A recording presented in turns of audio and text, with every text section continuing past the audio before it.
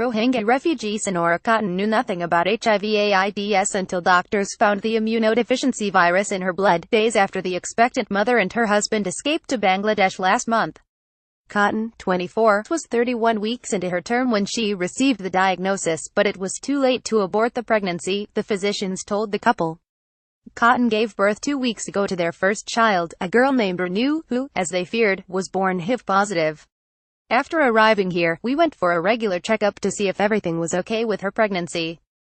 2 days later, doctors told us that she had this incurable disease, which could be transmitted to our child. Khatun's husband, Mohammed Shahjahan, 33, told Senoara News, an affiliated news service.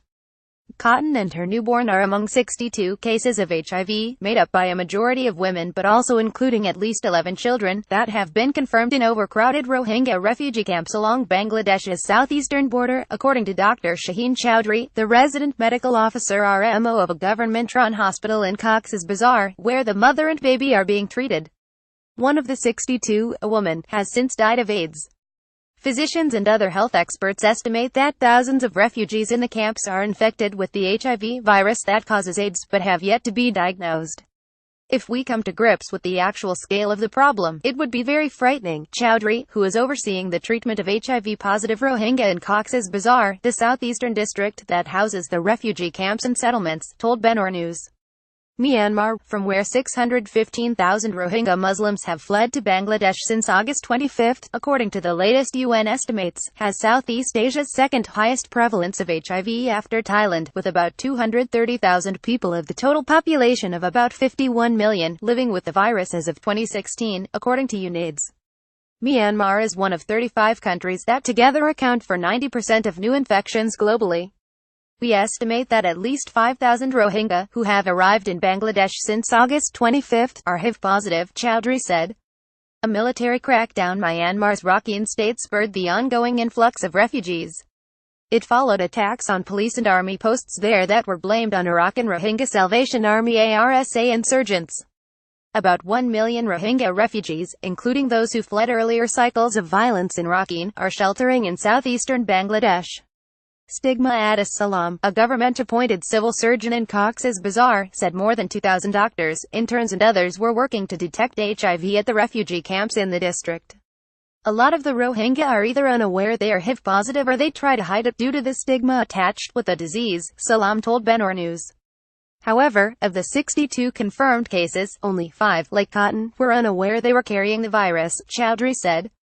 The remaining 56 cases were detected in Myanmar and the carriers knew they were HIV positive when they entered Bangladesh, he said, adding that in many cases, the reuse of disposable syringes seemed to be the cause of transmission. It is a possibility that hospitals in Myanmar intentionally did this to harm the Rohingya population, but I don't know. There is no way to confirm that, he said. The government of Buddhist-majority Myanmar does not recognize Rohingya Muslims as citizens and refers to them as illegal immigrants from Bangladesh. Its security forces have been blamed for carrying out killings, rapes and arson against the community for decades, in what the UN has described as textbook ethnic cleansing of the persecuted Muslim minority. 60 hospitalized while Senoara Khatun declined to be interviewed out of fear her neighbors would shun her if they came to know that she was HIV positive. Her husband, Shahjahan, said she frequently fell ill over the last 3 years. Every time we went to a hospital in Rakhine they gave her some injections and sent her back. But she never got better, he said. We didn't even know what HIV was until we came to Bangladesh. Chowdhury said 5 of the 60 HIV-positive Rohingya who were being treated at his hospital were at stage 3, meaning they wouldn't last much longer.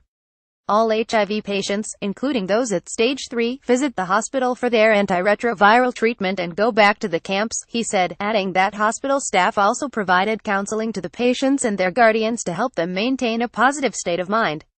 Shahjahan visits the Cox's Bazar District Hospital, which is about 50 kilometers 31 miles from his camp, almost every week. The counselor here tells me about HIV and guides me on ways we can help my wife and my baby lead a near-normal life despite the infection.